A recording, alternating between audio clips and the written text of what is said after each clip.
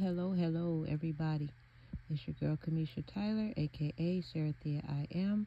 And on this feed, I want to talk about the Pocahontas competition and the White Man Challenge. And this stems from, everyone knows the cartoon Pocahontas. But we also talk about why it is that our black women are feeling that they need to pursue interracial relationships. I think it's already been exposed, the reasoning behind black men feeling like they had a come up being seen with a white woman. So let's play out the dynamics of what's going on. For white men or white women, we know that for white men, we know that they begin to look at it as a change in who they are and them burying the truth of their history. Now, when you bring in Pocahontas, who shows you the more closely resembling the Egyptian culture or Indian culture, the point is, it's not the curly head or what we call kinky haired black woman. They show it that he treated her so well and that he loved her so much that he turned his back on his own culture for her, his own beliefs for her. But in modern day time, that's not what we see.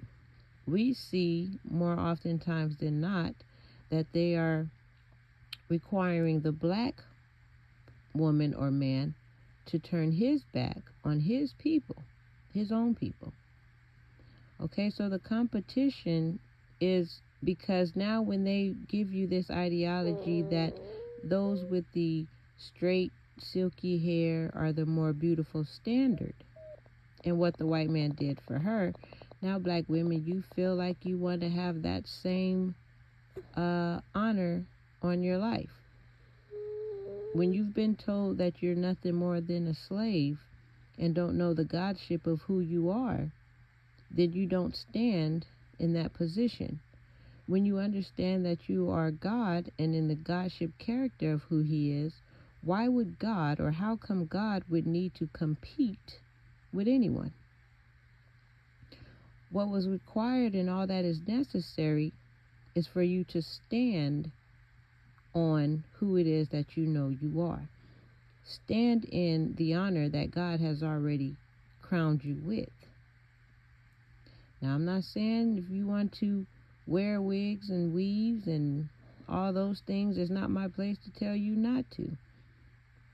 I'm just pointing out for you to look at the reasoning behind what it is that you're doing.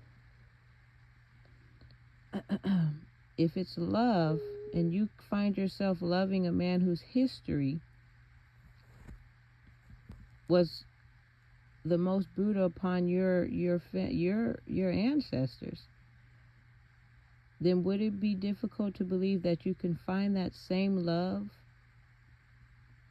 with the men who may show dysfunctionally the dysfunction of their oppressors? So from both sides, we're claiming there is a claim that it's love, and yet it's coming across or coming out as more of feeding a challenge or feeding a competition. You want to compete with the Pocahontas syndrome.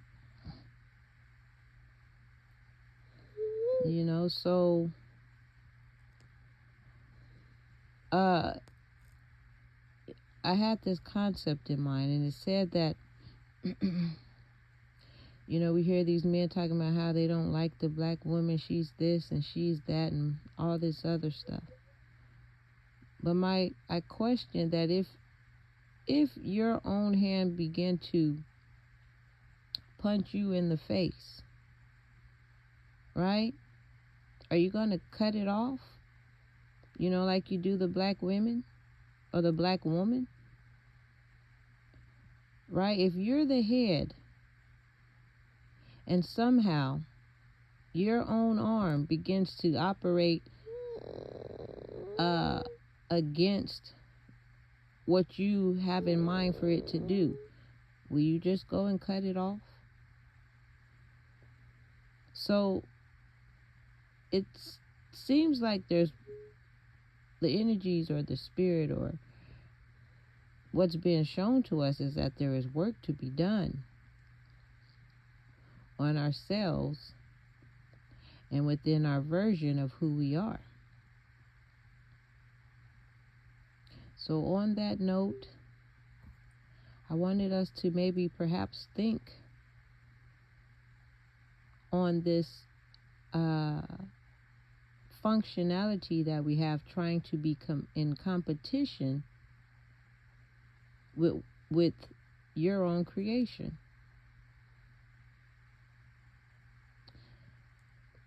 Are you in competition